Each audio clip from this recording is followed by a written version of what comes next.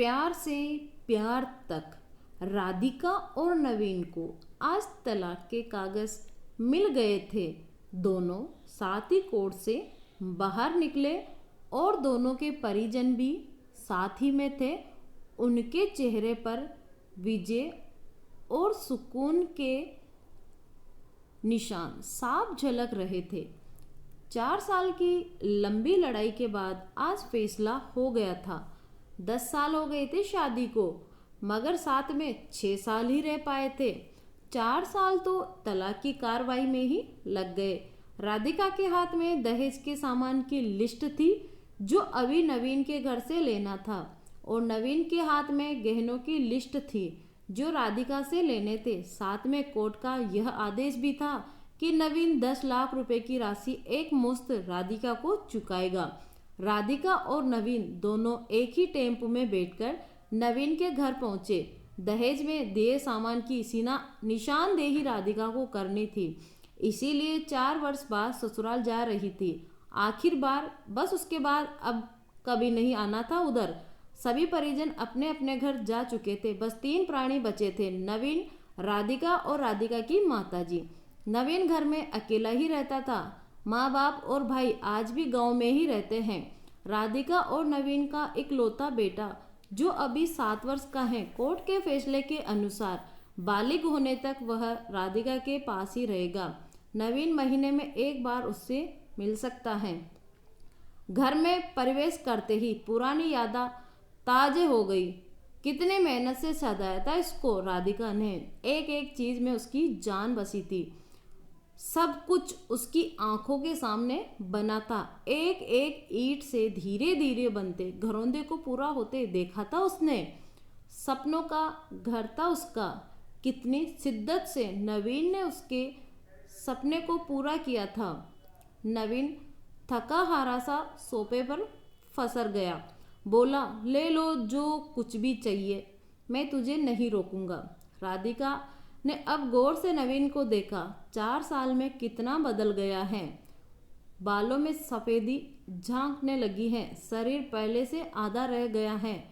4 साल में चेहरे की रौनक गायब हो गई। वह स्टोर रूम की तरफ बढ़ी जहां उसके दहेज का अधिकतर सामान पड़ा था। सामान ओल्ड फैशन का था, इसीलिए कबाड़ की तरह स्टोर रूम में डाल दिया था। मिला भी कितना था उसको दहेज में। प्रेम विवाह था दोनों का। घर वाले तो मजबूरी में साथ हुए थे। प्रेम विवाह था तभी तो नज़र लग गई किसी की, क्योंकि प्रेमी जोड़े को हर कोई टूटता हुआ देखना चाहता है। बस एक बार पीकर बह गया था नवीन। हाथ उठा बेटा उस पर। बस वो गुस्से में मायके चली गई। फिर चला था लगाने सिखाने का दौर। इधर नवीन के भाई भाभी और उधर राधिका की माँ। नौबत कोर्ट तक जा पहुंची और तलाक हो गया। न राधिका लौटी और न नवीन लाने गया। राधिका की माँ बोली, कहाँ है तेरा सामान? इधर तो नहीं दिखता, बेच दिया होगा इस शराबी ने। चुप रहो माँ। राधिका को न जाने क्यों नवीन को उसके चेहरे पर शराबी कहना अच्छा नहीं लगा। फिर स्टोर रूम में पड़े सामान को एक एक कर लिस्ट में मिलाया गया। बाकी कमरों से भी लिस्ट का सामान उठा लिया गया। राधिका ने सिर्फ अपना सामान लिया, नवीन के सामान को छुआ भी नहीं। फिर राधिका ने नवीन के गहनों से भरा बैग पकड़ा दिया। नवीन ने बैग वापस राधिका को दे दिया। रख लो, मुझे नहीं चाहिए, काम आएंगे तेरे मुसीबत में। गहनों की कीमत 15 लाख से कम नहीं थी। क्यों? कोर्ट में तो तुम्हारा वकील कितनी दफ़ा गहने गहने चिल्ला रहा था। कोर्ट की बात कोर्ट में ख़त्म हो गई राधिका। वहाँ तो मुझे भी दुनिया का सबसे बुरा जानवर और शराबी साबित किया गया है। सुनकर राधिका की माँ ने नाक बो चढ़ाई। नहीं चाहिए, वो 10 लाख भी नहीं चाहिए। क्यों? कहकर नवीन सोफे से खड़ा हो गया। बस यूं ही। राधिका ने मुंह फेर लिया। इतनी बड़ी जिंदगी पड़ी है, कैसे काटोगी? ले जाओ, काम आएंगे। इतना कहकर नवीन ने भी मुंह फेर लिया और दूसरे कमरे में चला गया। शायद आंखों में कुछ उमड़ा होगा जिसे छुपाना भी जरूरी था। राधिका की माताजी गाड़ी वाले को फोन करने में व्यस्त थी। राधिका को मौका मिल गया। वो नवीन के पीछे उस कमरे में चली गई। वो रो रहा था, अजीब सा मुंह बनाकर, जैसे भीतर के सैलाब को दबाने की जदोजहद कर रहा हो। राधिका ने उसे कभी रोते हुए नहीं देखा था, आज पहली बार देखा। न जाने क्यों दिल को कुछ सुकून सा मिला, मगर ज़्यादा भावुक नहीं हुई। सधे अंदाज में बोली, इतनी फिक्र थी तो क्यों दिया तलाक? मैंने नहीं तलाक दिया तुम्हें, दस्तखत तो तुमने भी किए, माफ़ी नहीं मांग सकते थे? मौका कब दिया तुम्हारे घर वालों ने? जब भी फ़ोन किया काट दिया। घर भी आ सकते थे, हिम्मत नहीं थी। राधिका की माँ आ गई। वो उसका हाथ पकड़कर बाहर ले गई।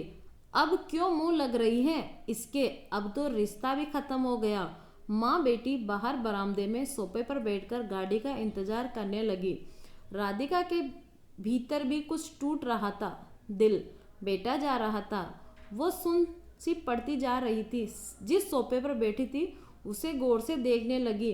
कैसे कैसे बचत करके उसने और नवीन ने वो सोफा खरीदा था। पूरे शहर में घूमी तब यह पसंद आया था। फिर उसकी नज़र सामने तुलसी के सूखे पौधे पर गई। कितने शिद्दत से देखभाल किया करती थी। उसके साथ तुलसी भी घर छोड़ गई। घबराहट और बढ़ी तो वह फिर से उठकर भीतर चली गई। माँ ने पीछे से पुकारा, मगर उसने अनसुना कर दिया। नवीन बेड पर उल्टे मुंह पड़ा था। एक बार तो उसने दया आई उस पर, मगर वह जानती थी कि अब तो सब कुछ खत्म हो चुका है, इसीलिए उसे भावुक नहीं होना है। उसने सरसरी नज़रों से कमरे को देखा। अस्त व्यस्त हो गया है पूरा कमरा, कहीं कहीं तो मकड़ी के जाले झूल रहे हैं। कितनी नफरत थी उसे मकड़ी के जालों से। फिर उसकी नज़र चारों ओर लगी उन फोटोओं पर गई जिसमें वो नवीन से लिपटकर मुस्कुरा रही थी। कितने सुनहरे दिन थे वो। इतने में माँ फिर आ गई, हाथ पकड़कर फिर उसे बाहर ले गई। बाहर गाड़ी आ गई, सामान गाड़ी में डाला जा रहा था। राधिका सुन सी बैठी थी। नवीन गाड़ी की आवाज़ सुनकर बाहर आ गया। अचानक नवीन कान पकड़कर घुटनों के बल बैठ गया। बोला, मत जाओ, माफ़ कर दो। शायद यही वो शब्द थे जिन्हें सुनने के लिए 4 साल से तड़प रही थी। सब्र के सारे बांध एक साथ टूट गए। राधिका ने कोर्ट के फैसले का कागज निकाला और फाड़ दिया, और माँ कुछ कहती उससे पहले ही लिपट गई नवीन से। साथ में दोनों बुरी तरह रोते जा रहे थे।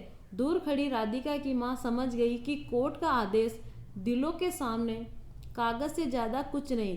काश उनको पहले मिलने दिया होता। अगर माफ़ी मांगने से ही रिश्ते टूटने से बच जाए तो माफ़ी मांग लेनी चाहिए। धन्यवाद दोस्तों।